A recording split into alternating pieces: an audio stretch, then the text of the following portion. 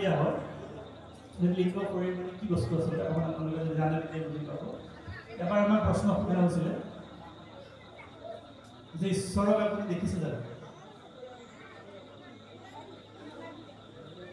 তেতিয়া আমি বোলো ঈশ্বৰক দেখিছোঁ আমি আপুনি দেখা নাই নেকি বোলো মই দেখা নাই আপুনি দেখুৱাই দিব পাৰিব নেকি পৰা হ'ব আমি ঈশ্বৰক আপোনাক দেখুৱাই দিব পাৰিম আৰু আপোনালোকক দেখাই দিলে আমাৰ চেষ্টা এটা কৰিম ইচ্ছুক নে ঈশ্বৰক আমি দেখুৱাই দিব বিচাৰিছোঁ আপোনালোকৰ সন্মুখত এটা সুধিছিলে মহামানৱ মহাত্মা গান্ধীক এবাৰ সোধা হৈছিল আইনষ্টাইনকো সোধা হৈছিল এজনে বিজ্ঞানৰ ছাত্ৰ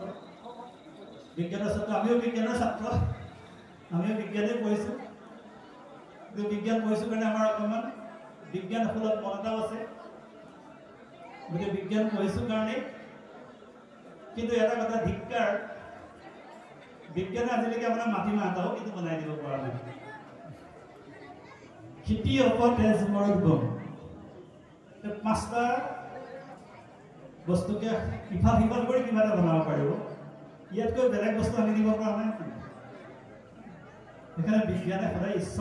ঈশ্বৰ প্ৰকৃত বিজ্ঞানীজনে ঈশ্বৰৰ অস্তিত্ব স্বীকাৰ কৰে আইনষ্টাইনক এবাৰ সোধা হ'ল যে আপুনি ঈশ্বৰক দেখুৱাই দিব পাৰিবনে পাৰিব তেতিয়া যিজনে সুধিছিলে তেখেতক উত্তৰ দিলে কেনেকৈ উত্তৰ দিছে যে আপুনি মিঠা বস্তু খাই প্ৰথমতে শুনিব আমি ঈশ্বৰক দেখিব গৈ আছোঁ ঈশ্বৰক দেখুৱাই দিম এতিয়া আমি সকলোৱে ঈশ্বৰক চাবৰ কাৰণে অকল প্ৰস্তুত হওক ঈশ্বৰক চাবৰ কাৰণে প্ৰস্তুত হোৱাৰ আগতে কিছুমান কথা আপুনি অনুভৱৰ স্তৰলৈ লৈ যাব তেতিয়া আপুনি বুজি পাব অনুভৱৰ স্তৰলৈ যদি লৈ নাযায় তেতিয়া আপুনি অসুবিধা হ'ব কৃষ্ণবাদ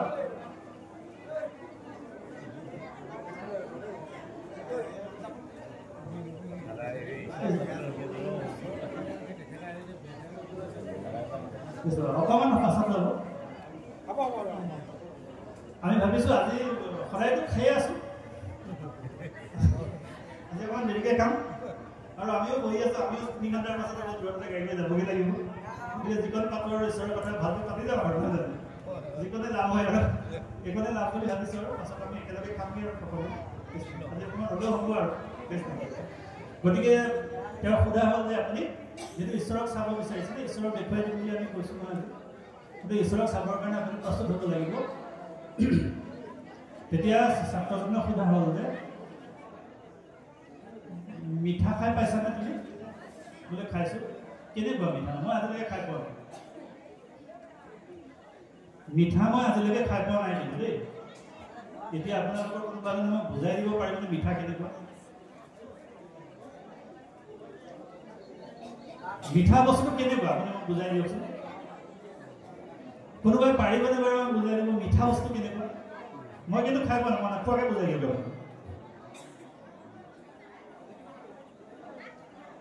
মই বগা বস্তু আজিলৈকে দেখি পোৱা নাই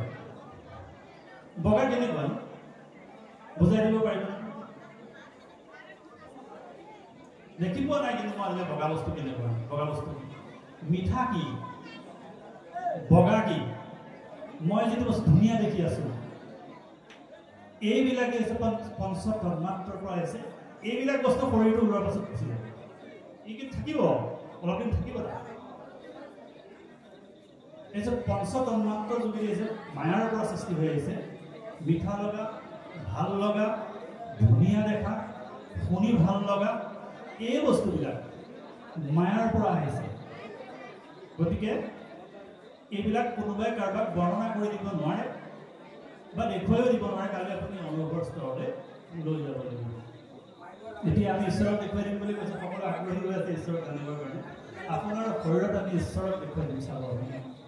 ধৰি লৈছোঁ এই মোবাইলটো কাৰ মোৰ মানে এইটো মোবাইল মোৰ তাৰমানে মই মোবাইল নহয় মোবাইলটো মোৰ মই মোবাইল নহয় হয়নে এইটো কথা স্পষ্ট এইটো বস্তু মোৰ এইটো মই নহয় কিন্তু বস্তুটো মোৰ এইখন যে গামোচা লৈ আছো এই গামোচাখন মোৰ মই নহয় গামোচাখন মোৰ মই গামোচা নহয় চেলেংখন লৈ আছো এইখন মোৰ চেলেং মই চেলেং নহয় এইখন মোৰ হাত হয়নে মানে মই হাত নহয় এয়া মোৰ ভৰি মই ভৰি নহয় তাৰমানে এয়া মোৰ চকু মানে মই চকু নহয় মইতো কৈ আছো না এয়া মোৰ চকু মই চকু নহয় যেনেকৈ এইটো মোৰ মোবাইল মই মোবাইল নহয় এই দুখন মোৰ কাণ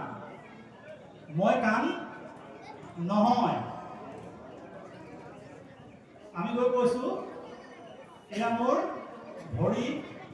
এয়া মোৰ হাত এয়া মোৰ চকু এয়া মোৰ কাণ মানে মই কাণো নহয় মই চকু নহয় মই হাতো নহয় মই ভৰিও নহয় তাৰ পাছত কেতিয়াবা আমি কৈও দিওঁ অ বাপ নামলে নাযায় নেকি আজি বোলে মোৰ স্বাস্থ্যটো বেয়া অ আপুনি ভাল মোৰ স্বাস্থ্যটো বেয়া গোটেই শৰীৰটোৰ কথা কৈছে মোৰ স্বাস্থ্যটো বেয়া তাৰ মানে আপুনি ভাল ইয়াত যিজন আছে সেইজনেই কৈ আছে উত্তৰ মোৰ স্বাস্থ্যটো বেয়া তাৰ মানে আপুনি ভাল আপুনি নিজতেই দেখা পাই গৈছে আমি সমস্তখিনি নিজতে আছে আপুনিয়ে কৈ আছে যে মোৰ গামোচা মোৰ হাত মোৰ মোবাইল মোৰ স্বাস্থ্য মই স্বাস্থ্যও নহয় মোটেই ভগৱন্ত বিৰাজমান হৈ আছে এইটো কিন্তু আপুনি অনুভৱৰ যোগেদিহে বুজি পাব পাৰিব যেনেকৈ আপুনি মিঠা বস্তু বগা বস্তু কাৰোবাক দেখুৱাই দিব নোৱাৰিব তেনেকৈ আপুনি ঈশ্বৰৰ উপলব্ধিটো আপুনি নিজে এবাৰ অনুভৱ কৰি চাওক আপুনি কৈ থকা নাই ঈশ্বৰে কৈ আছে আপুনি আহিম বুলি অহা নাই ঈশ্বৰে আপোনাক আনিছে এই ভাৱনাটো লৈ যদি আপুনি জীৱনত আগবাঢ়ি যায় তেন্তে আপোনাৰ প্ৰকৃত ধৰ্ম আৰু কৰ্ম সাধন হ'ব এতিয়া আমি ক'লো যে 11 দিনলৈকে যে বাপজনে সুধিছিলে 11 দিনৰ পাছত তেওঁৰ যিটো প্ৰেতকৰ্ম বা যি শ্ৰাদ্ধ বিধি যেনেকৈ যি ব্যৱস্থা নকৰক বুলি কয় বিজ্ঞানে প্ৰমাণ কৰিছে এই লিংগ দেহটো যদি ইয়াৰ পৰা ওলাই যায় বাকী শৰীৰত থাকি যাব কিন্তু আপুনি চকুৰে দেখেনে কোনোবাই চকুৰে দেখিছেনে কাণেৰে শুনিছেনে কোনোবাই চকুৰে শুনিছে নেকি চকুৰে দেখিছে নেকি কাণেৰে শুনিছে নাই শুনা যদি আপুনি চকুৰে আৰু কাণেৰে শুনাটো সত্য হ'লহেঁতেন মৰাৰ পাছত মানুহজনৰ গাটো একেকেইটা বস্তু থকাৰ পাছত কি দেখা নাই কাণেৰেও নুশুনে চকু নজপায় চব অংগ আছে দেখা নাপায় গতিকে মনত ৰাখক আপোনাক চকুৰে দেখাই থকা মানুহজন বেলেগ আপোনাক শুনাই থকা মানুহজন কিন্তু বেলেগ সেইজন আছে কাৰণে শুনি আছো সেইজন আছে কাৰণে আমি দেখি আছো আৰু শুনি আছো দেখি আছো এজনে দেখুৱাই আছে এজনে শুনি আছে এই অংগবিলাকৰ যোগেদি দেখুৱাই আছে সেইকাৰণে কৈছে তুমি সে কেৱলে সঁচা মিছা সবে আন জানি জ্ঞানীজনে কৰে হৃদয়ত ধ্যান তুমি সত্য বাকী চব জগত মিথ্যা ঘূৰি ঘূৰি প্ৰাৰ্থনা কৰিছে তুমি সে কেৱলে সঁচা মিছা সবে জানি জ্ঞানী গণে কৰে হৃদয়ত ধ্যান নমাগো সুখ ভোগ নালাগে মুকতি তোমাৰ চৰণে মাথো থাকো ভগতি সজনৰ সমনো সুখৰ লক্ষণে এতে প্ৰসাদ মাগো তোমাৰ চৰণে হৰমত কি হয় প্ৰাৰ্থনা কৰিছে সেইকাৰণে সকলোবিলাক মিছা কথা সব মিছা কথা আমি আপুনি বহি আছেনে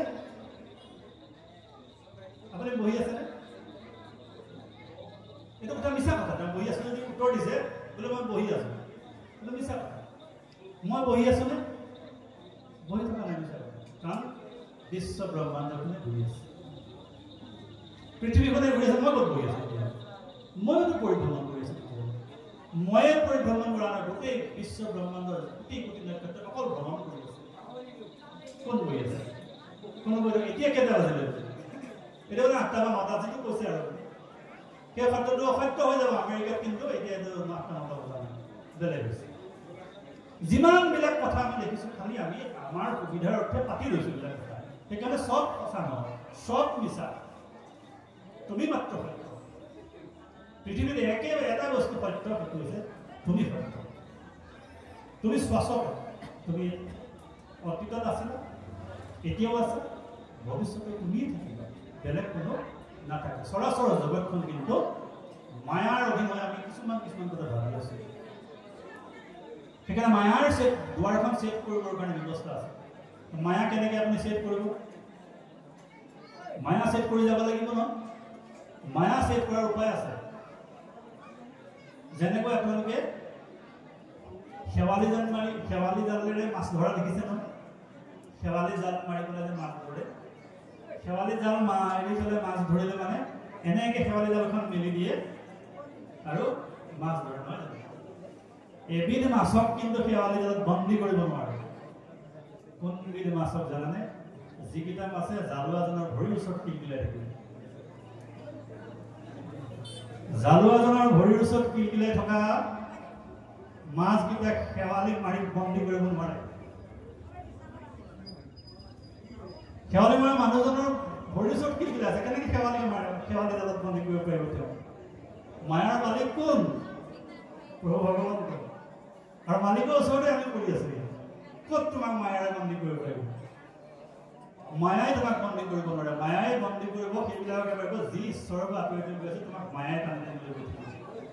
এই অসংখ্য তোমাৰ লগত লাগিছে লিংগ শৰীৰটো যেতিয়া গুচি যাব এই লিংগ শৰীৰটো বিজ্ঞানে কৈছে যে 11 দিন সময় লাগে আৰু এটা শৰীৰ ল'বৰ কাৰণে আমি যদি ভাবো যেতিয়া সেই লিংগ শৰীৰটোৱে আন এটা শৰীৰ ল'বগে যেন জোকে তৃণ পাইলে এৰে অপৰ তৃণ আগৰ তৃণডাল এৰি ইডাল তৃণলৈ এনেকৈ চীনা জোকটোৱে যেনেকৈ আগবাঢ়ি যায় এই জীৱয়ো এটা শৰীৰ এৰি পেলাই আন এটা শৰীৰলৈ প্ৰৱেশ কৰিবৰ কাৰণে 11টা দিনৰ প্ৰয়োজন আৰু সেই 11টা দিনে বায়ুমণ্ডলত জীৱই বিৰাজ কৰে বুলি কৈছে বিজ্ঞানে প্ৰমাণ কৰিছে এইটো জীৱটো শৰীৰটো এৰি যোৱাৰ পাছত আৰু শৰীৰটো লোৱালৈকে 11টা দিন এই বায়ুমণ্ডলত সেইকাৰণে আমি কওঁ যে আমি ইচ্ছা কৰিলে আমি দেউতা বা আমাৰ পিতৃপুৰুষক আমি কিন্তু স্বৰ্গত নিব পাৰোঁ আৰু ইচ্ছা কৰিলে আমি স্বৰ্গৰ পৰা আমি নমাই আনিব পাৰোঁ পুত্ৰৰ প্ৰধান কাম হৈছে নৰকহন্তে পিতৃপুজি উদ্ধাৰিব পাৰে সেইজনে পুত্ৰ জন্ম হ'লে পিণ্ড দিব লাগে বাপৰ মোৰ পিণ্ড দান হইবে ভজিলে ঈশ্বৰ গতিকে মোৰ পিণ্ডটো তেতিয়াই দান হ'ব যদি ঈশ্বৰৰ ভজনা কৰে আমি সেইকাৰণে সেই 11টা দিনত পাৰিলে আমি কৰোঁ ঈশ্বৰক আমি পুত্ৰ হিচাপে যিহেতু মোৰ পিতৃৰ আত্মাটো বা আমি লিংগ শৰীৰটো আন এটা শৰীৰ গ্ৰহণ কৰিবৰ কাৰণে গৈ আছোঁ আমি ঈশ্বৰক সদায় প্ৰাৰ্থনা কৰোঁ এই 11টা দিনত হে ঈশ্বৰ মই তেওঁৰে পুত্ৰ হিচাপে তোমাক প্ৰাৰ্থনা কৰিছোঁ মোৰ পিতৃয়ে যাতে এটা শৰীৰ লাভ কৰক তেওঁ কৰ্ম অনুসাৰে যিটো শৰীৰৰ যোগেদি তোমাৰ ভকতসকলৰ লগত থাকিব তোমাৰে ভকতসকলৰ লগত থাকিব পাৰে বা সেই লিংগ শৰীৰটোৰ কল্যাণ সাধন কৰি আমি সেইকেইটা দিনত ঈশ্বৰক আমি প্ৰাৰ্থনা কৰিব লাগিব। এইটোৱে ব্যৱস্থা আছে। আৰু শেষৰ 11টা দিনৰ কাৰণে যি যেনেধৰণৰ ৰীতি নীতিৰে যি ব্যৱস্থাৰে নকৰক আপোনালোকে কৰে, এই যে 11টা দিন যোৱাৰ পাছত তেওঁ এটা শৰীৰ লাভ কৰিব। আৰু সেই শৰীৰ লাভ কৰাৰ পাছত সেই শৰীৰ আৰু আপোনাৰ মাজত কোনো সম্পৰ্কখিনি নাথাকে, শেষ হৈ গৈছে।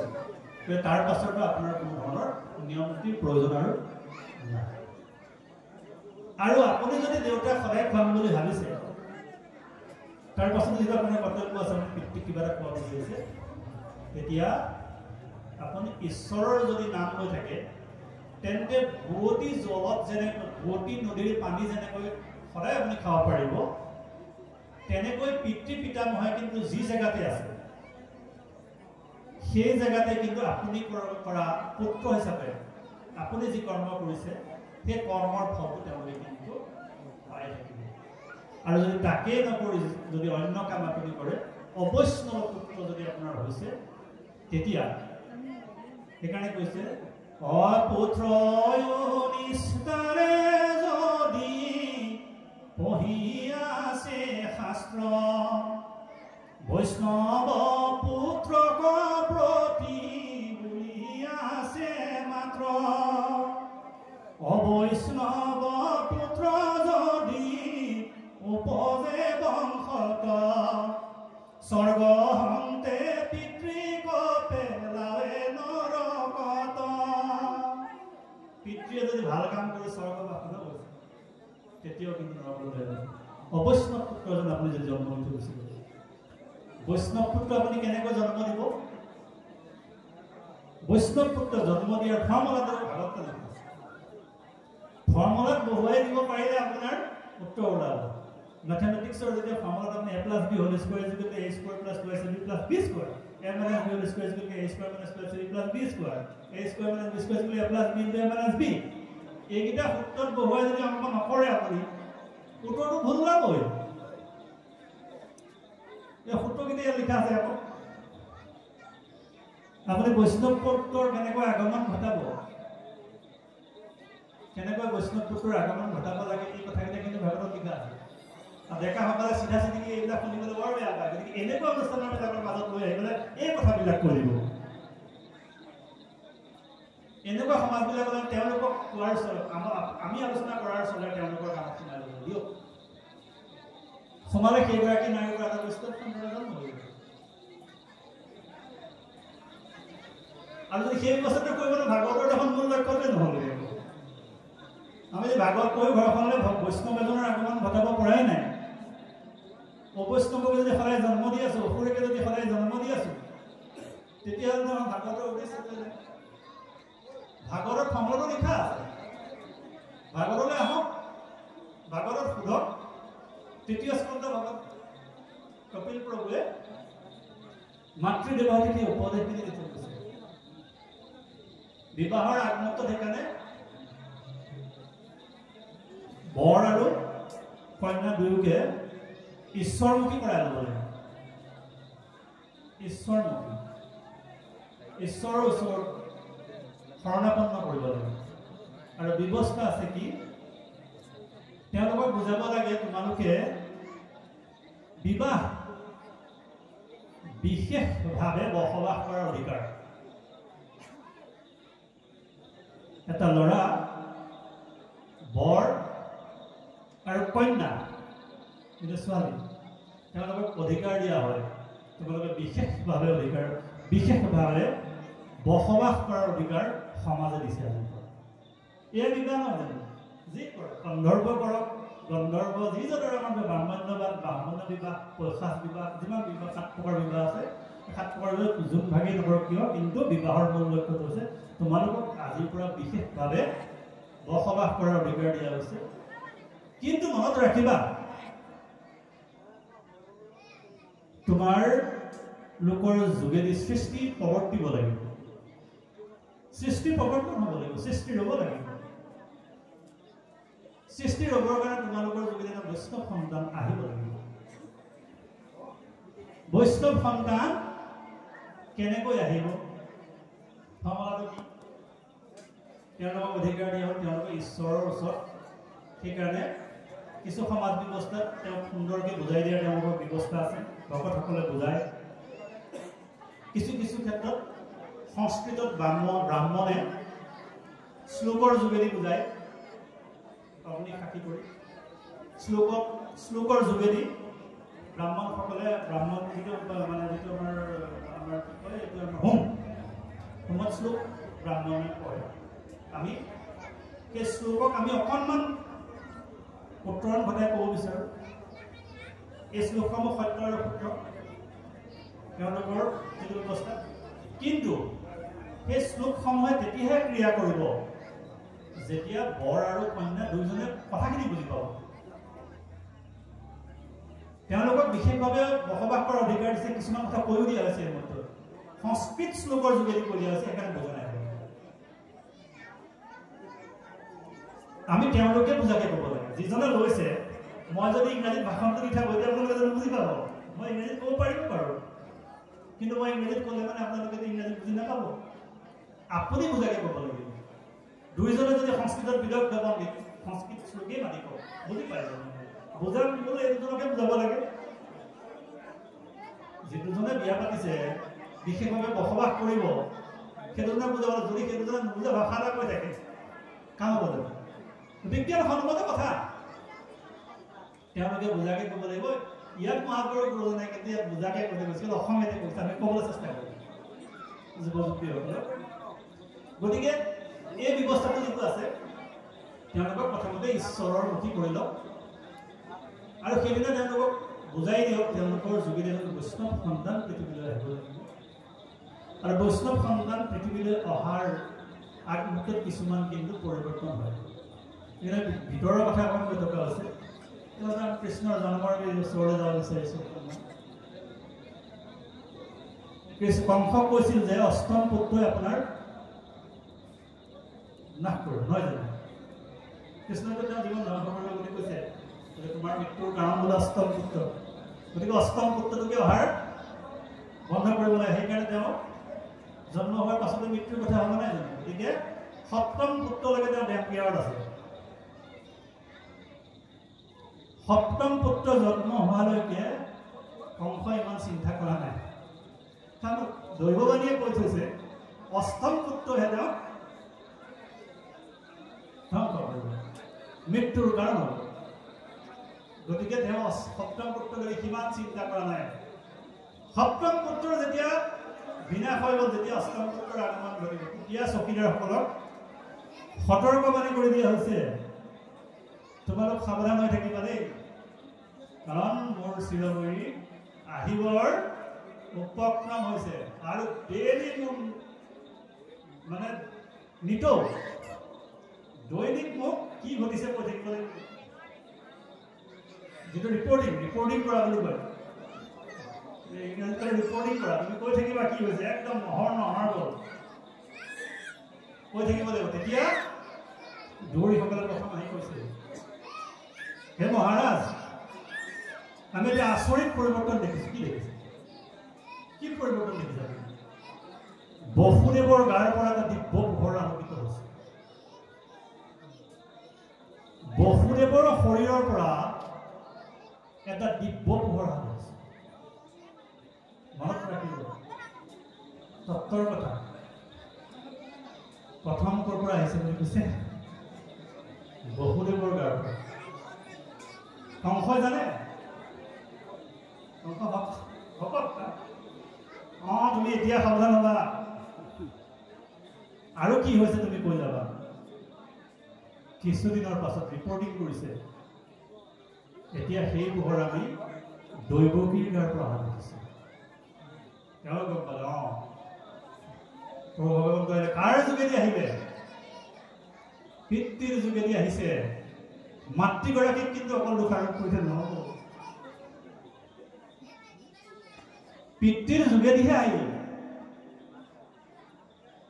পিতৃয়ে কৈছে পিতৃৰ গাৰ পৰা যি দিব্য পোহৰ পৰম ব্ৰহ্ম আহি তাত থিতাপি লৈছে আপুনি কি ভাৱনা লৈ আছে সেই সময়ত কাৰোবাক মাৰিম ভাবিছে, সাত্বিক আহাৰ গ্ৰহণ কৰিছে, আপুনি ঈশ্বৰৰ কথা ভাবিছে, সংসাৰৰ কথা ভাবিছে, কি ভাবিছে? এই ভাৱনা, কি ভাৱনা সেই মুহূৰ্তত আপোনাৰ মনৰ মাজত আছিল, সেই ভাৱনাৰ যুক্ত হৈ কি ভাৱনাৰে আপুনি তাইগৰাকীৰ লগত সম্পৰ্ক স্থাপন কৰিছে? ফৰ্মুলা তাতে আছে, কিন্তু ভুল যদি তাতে হৈছে আপুনি উত্তৰ কেতিয়াও উলিয়াব নোৱাৰে। পাতি লওঁতে ভুল নকৰিব, অংক পাতি লওঁতে ভুল কৰিছে। অংক ফৰ্মুলা যেতিয়া পাতাই নাই, উত্তৰ শুদ্ধ কৰিব ওলাব। শুনিব লগা মানুহে থাকিব লাগিব, যুৱক যুৱতীসকল থাকিব লাগিব। ভাগৱতৰ উদ্দেশ্য এয়াই নহয় জানো? গতিকে অংকটো শুদ্ধকে পাতি লওক। দিব্য ভৰ কিন্তু প্ৰথম আহিল বসুদেৱৰ গাড়ী, তাৰ পাছত দৈৱকীৰ গাড়ী আহি ৰিপৰ্টিং কৰিছে যে দিব্য ভৰ এতিয়া দৈৱকীৰ গাৰ পৰা দেখা গৈছে। এতিয়াৰ পৰা খুব সাৱধান হ'ব লাগিব, সদায় সাৱধান হ'ব লাগিব, কাৰণ পৰম ব্ৰহ্মই আহি দৈৱকীৰ গৰ্ভত আমাৰ মাতৃগৰাকী তাৰ পিছৰ দায়িত্ব আহি গৈছিল। মাতৃগৰাকীৰ তাৰপিছত দায়িত্ব আহি গ'ল।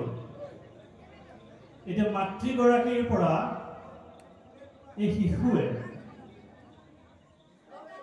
একলাকৈ বাঢ়ি অহা শিশুটোৱে গ্ৰহণ কৰিব। খাদ্য দুটা খাদ্য থাকে মানুহৰ, এটা হৈছে মানসিক খাদ্য আৰু এটা শৰীৰৰ কাৰণে যিটো প্ৰয়োজন সেইটো খাদ্য। শৰীৰৰ খাদ্যটো মাতৃগৰাকী যিখিনি খাব সেইখিনি পাব। মানসিক খাদ্যটো মাতৃগৰাকীৰ ভাৱনাসমূহ পাই যাব। সেই শিশুটো 5 মাহৰ পাছত শিশুৱে খাব পৰা হয়। মাতৃ নাৰীৰ যোগেদি শিশুটোৱে খাদ্য লৈ থাকিব। তেতিয়া মাতৃগৰাকীৰ মনত মাতৃগৰাকীয়ে কিছুমান বস্তু খাবলৈ মন যায়, যিটো শৰীৰটোৰ শিশুটোৰ কাৰণে কিন্তু অপকাৰী। মাতৃগৰাকীয়ে যিমান মন গ'লেও সেই বস্তুবিলাক খাব নিদিব, কিন্তু ইমান মন যাব কিন্তু আপুনি নাখাব। টেঙা তিতা খাৰ আদি কৰি মাৱে খাৱে যত তাৰ ৰস যাই শৰীৰে পৰয় মূৰ্ছা যাই ঘনে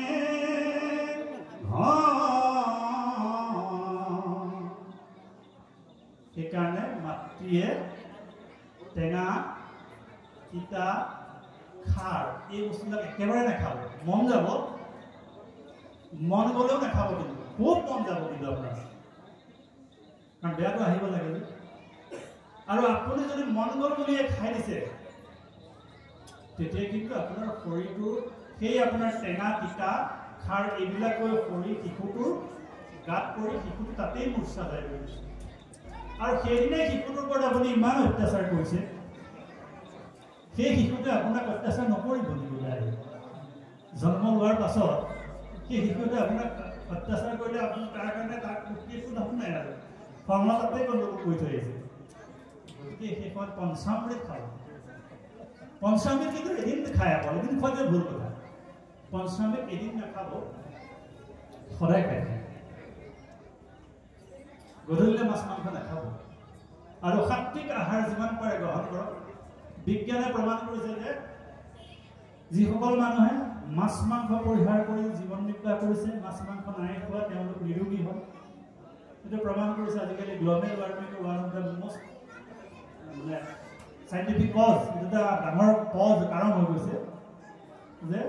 মাংসহাৰী মানুহৰ সংখ্যা বাঢ়ি যোৱাৰ কাৰণে গ্ল'বেল ৱাৰ্মিঙো হৈছে। গতিকে সেইকাৰণে আমাৰ কাৰণে, আমাৰ শৰীৰটোৰ কাৰণে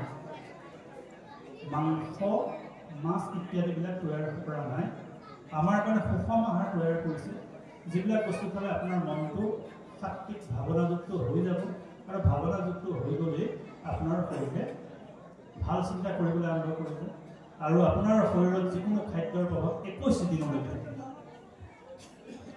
আপোনাৰ শৰীৰত 21 দিন প্ৰভাৱ থাকে আজি যদি আপুনি মাছ মাংস খাইছে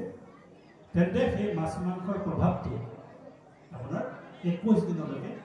আপোনাৰ শৰীৰত থাকিব গতিকে আমি সকলোৱে আমি যুৱক যুৱতীসকলে এই কথাকেইটা খুব কৈছোঁ যিহেতু বাপাই সমস্ত আছে তেওঁলোকৰ পুত্ৰ বোৱাৰী আহিব গতিকে আপোনালোকে এই কথাকেইটা ক'ব আৰু আজি যেনেকৈ আপোনালোকে আলোচনা কৰিছে এনেধৰণৰ আলোচনালৈ মাতিব যুৱক যুৱতীসকলক তেওঁলোককো কাণত মাজে মাজে সোমাবলৈ আৰম্ভ কৰিব যেতিয়া মাজে মাজে সিহঁতৰ কাণত সোমাব সদায় সোমালে এটা বস্তুৰ প্ৰতি আসক্তি বাঢ়ে কৃষ্ণৰ কথা সদায় শুনোতে কৃষ্ণৰ প্ৰতি আপোনাৰ ভাবিত হৈ যাব কৃষ্ণৰ প্ৰতি আপুনি আকৰ্ষিত হৈ যাব কৃষ্ণৰ প্ৰতি আপুনি জানিবলৈ মন যাব যেনেকৈ বিপ্ৰ পত্নীসকল ৰৈছিল প্ৰথমতে কৃষ্ণৰ কথা খুব শুনিছিল কৃষ্ণৰ কথা শুনোতে কৃষ্ণৰ কথা শুনিছে এনেকৈ শুনিছে যে এই নন্দৰ ঘৰত এটা শিশু জন্ম হৈছে আইসকলক আমি উদ্দেশ্য কৰিব যে আইসকলে